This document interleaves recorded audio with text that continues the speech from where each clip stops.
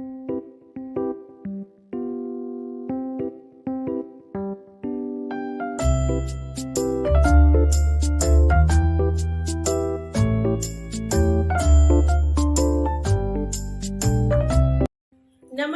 दोस्तों, कैसे हैं आप लोग और कैसे हैं सब लोग आपके घर में। मैं प्रियंका आप सबका स्वागत करती हूं मेरे चैनल प्रियंका की दुनिया ब्लॉग और मेरी इस नई वीडियो में। आज की ये वीडियो बहुत ही महत्वपूर्ण है। आज की इस वीडियो में मैं आपसे शेयर करूंगी वो ऐसे 10 कार्य जो हमें बिल्कुल नहीं करने चाहिए। ये वो 10 गलतियां हैं जिन्हें अगर आप नहीं कर रहे हैं तो बहुत अच्छी बात है, और अगर अनजाने में आपसे ये गलतियां हो जा रही हैं तो आज के बाद आप इनका ध्यान रखेंगे और बिल्कुल भी ये गलतियां नहीं करेंगे। देखिए मेरी सारी बहनों, हर घर में पति का काम पैसा कमाना होता है, लेकिन हम महिलाओं का जो काम है वो एक मकान को घर बनाती हैं और एक घर को मंदिर भी हम महिलाएं ही बनाती हैं। देखिए, धन संपत्ति वैसे तो बहुत मायने रखती है, लेकिन धन संपत्ति से ज्यादा मायने रखते हैं हमारे कर्म। और ये वो 10 कर्म हैं, अगर हम इन्हें करते हैं तो हमारे घर में, हमारे ससुराल में कितनी भी धन संपत्ति क्यों ना हो, उसको समाप्त होते देर नहीं लगेगी। और इसके साथ ही अगर जो भी हमारे पास धन संपत्ति है वो तो है ही, लेकिन हम चाहते हैं कि हमारी धन संपत्ति में दिनों दिन रात चौगुनी वृद्धि होती जाए, हमारे परिवार के सदस्य सुखी रहे और हमारे परिवार में हमेशा सुख समृद्धि बनी रहे। तो कुछ ये जो 10 कार्य हैं, कुछ ऐसे नियम हैं जो हमें जरूर पालन करने चाहिए। तो जो नियम मैं आपको बताऊंगी उनको बहुत ध्यान से सुनिएगा, वीडियो को अंत तक देखिएगा, वीडियो को बीच में स्किप मत कीजिएगा क्योंकि वीडियो बहुत ही महत्वपूर्ण है। और इसके साथ ही जो भी मेरे भाई बहन मेरे चैनल पर नए हैं, अगर उन्होंने अभी तक चैनल को सब्सक्राइब नहीं किया है तो वो जल्दी से सब्सक्राइब कर लीजिए और साथ ही बेल आइकन को प्रेस कर दीजिए ताकि मेरी आगे आने वाली वीडियो के नोटिफिकेशन आपके पास सबसे पहले पहुंच सके। और साथ ही एक बार सच्चे दिल से माँ लक्ष्मी का नाम लेकर जय माँ लक्ष्मी वीडियो के कमेंट सेक्शन में जाकर जरूर लिखिएगा। आपके ऊपर माता लक्ष्मी की कृपा हमेशा बनी रहेगी। और अभी तक अगर आपने वीडियो को लाइक नहीं किया है तो एक लाइक जरूर कर दीजिएगा। आपकी लाइक से बहुत ही मोटिवेशन मिलती है, हमें बहुत हिम्मत मिलती है। तो जो सबसे पहला नियम है तो वो ये है कि देखिए, हम महिलाएं ही हैं जो घर की लक्ष्मी होती है। तो घर की लक्ष्मी को सबसे पहले घर में उठना चाहिए और जहां तक हो सूर्य उदय से पहले उठना चाहिए। ऐसा ना हो कि सूर्य देव हमारे घर आ गए हैं, हमारे घर आंगन में उनकी धूप फैल गई है और हम तब उठ रहे हैं।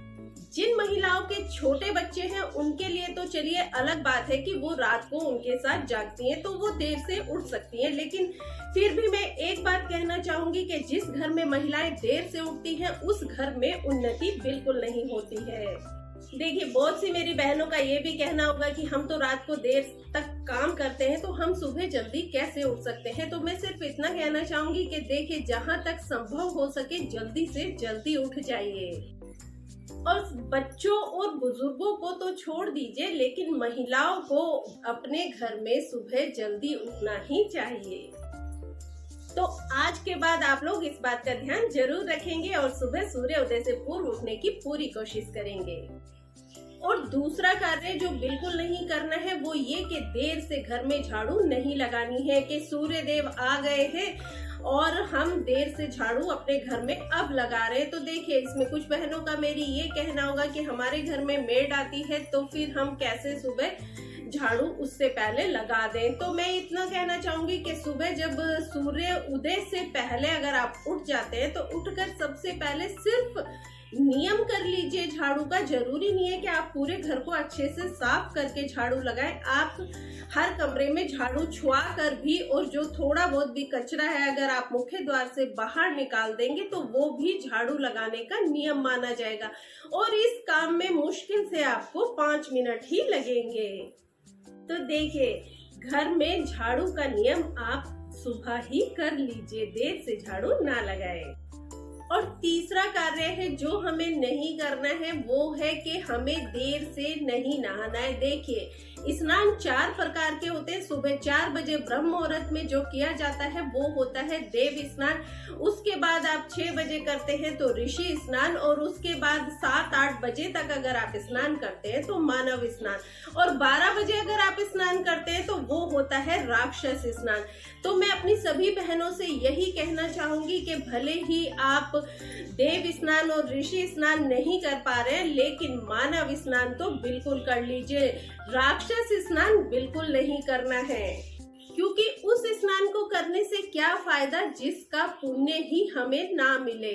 और अभी तो गर्मी के दिन है, तो ऐसे में आप 2 बार भी स्नान कर सकते हैं कि सुबह भी आप स्नान कर लें और फिर काम करने के बाद आप चाहे तो तब भी स्नान दोबारा कर सकते हैं।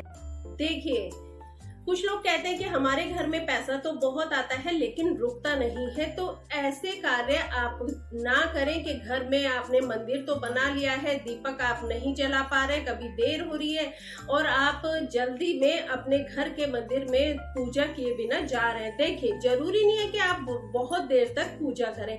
आप अगर दीपक जलाकर हाथ भी जोड़ लेंगे ना, तो भी हमारे भगवान हमसे प्रसन्न हो जाएंगे।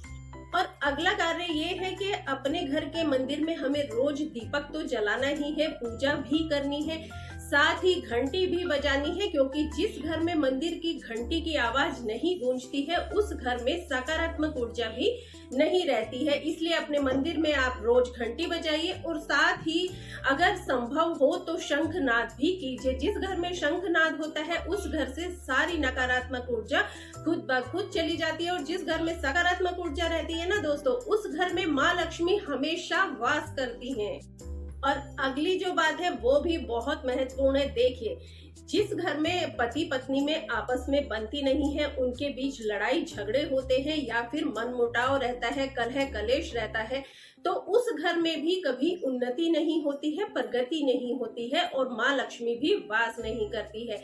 इसलिए हम सभी बहनों को कोशिश करनी चाहिए कि जहाँ तक हो अपने पति से हम झगड़ा ना करें। वैसे तो ये भी कहा जाता है कि पति भी झगड़ा करते हैं, लेकिन देखिए, कोशिश तो हम महिलाओं को ही करनी है ना। हम महिलाओं को ही इस घर को मंदिर बनाना है, तो थोड़ा सहन हमें ही करना पड़ेगा। क्योंकि देखिए, जिस घर में पति पत्नी प्रेम पूर्वक रहते हैं और जहाँ मधुर रिश्ते होते हैं आपस में, बच्चों के भी और पति पत्नी के भी, वहाँ पर हमेशा सुख और शांति रहती ही रहती है। देखिए, पैसा इतना महत्वपूर्ण नहीं है जितना घर में सुख और शांति होना है।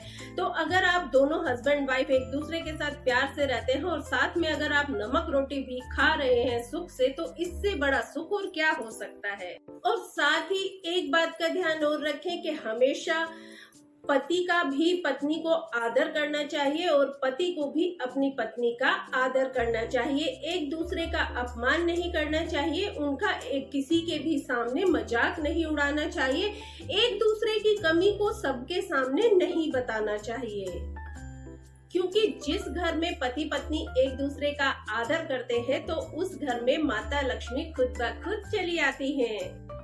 अब बात करते हैं अगले नियम की। तो अगला नियम ये है कि आप कभी भी जब भी रसोई घर में खाना बनाती है तो भोजन को चख कर कभी झूठा मत कीजिए। कई बार हम लोग सोचते हैं कि हम नमक ज्यादा है या कम है, तो हम उसे थोड़ा सा चख कर देख लेते हैं, लेकिन ये बिल्कुल गलत है, क्योंकि हमारी रसोई घर में भी माँ अन्नपूर्णा का निवास होता है। तो आप अपने भोजन को चख कर झूठा ना कीजिए।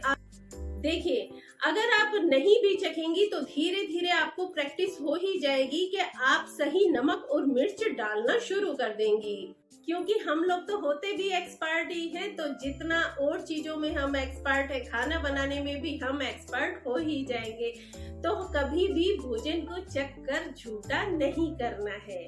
अब अगला नियम ये है कि आप कभी भी पहली रोटी घर में किसी भी परिवार के सदस्य को ना दें। वैसे तो यही कहा जाता है कि पहली रोटी जो है वो गाय को देनी चाहिए, लेकिन अगर कई बार बहुत सुबह सुबह हम उठते हैं और हमें टिफिन बनाना है या हस्बैंड को देर हो रही है, हम जल्दी में खाना बनाते हैं, तो इतना समय अगर नहीं होता है कि हम पहली रोटी बनाएं, तो आप सिर्फ 2 छोटे छोटे टुकड़े भी तवे के ऊपर अगर लगा देंगे और उसको हटा देंगे, तो भी आपकी वो पहली रोटी का जो नियम है ना, वो पूरा हो जाएगा। इसके ऊपर भी मैंने डिटेल में वीडियो और भी बनाई हुई है, आप चाहे तो मेरे चैनल पर जाकर उन्हें सर्च कर सकते हैं।